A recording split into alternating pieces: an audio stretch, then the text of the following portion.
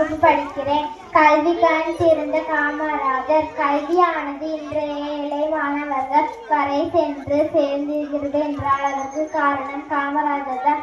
இவர் கர்ம வீரர், கருப்பு காந்தி, அரசுகளை உருவாக்குபவர், படிக்காத மேதை, பெருந்தலைவர் என்றெல்லாம் தமிழக மக்களால் போற்றப்பட்டார். காமராஜர் விருதுகளில் இருந்த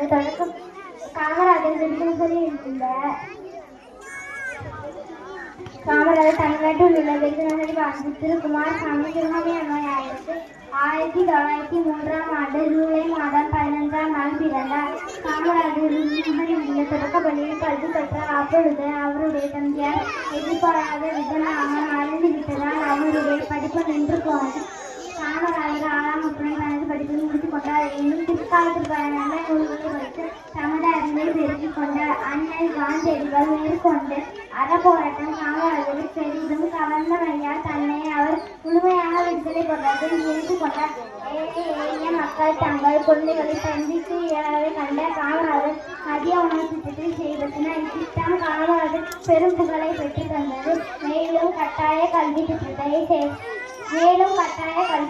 பள்ளியில் படிக்கும் மாணவர்கள் ஒன்று என்பதற்காக சீருடை திட்டத்தையும் நடைமுறைப்படுத்தினார். இதனால் தமிழக மக்கள் காமராஜர் கல்விக்கண் திறந்த காமராஜர் என அன்புடன் ஆனார். காமராஜர் 1975ஆம் ஆண்டு அக்டோபர் 2ஆம் நாள் மறைந்தார். நன்றி.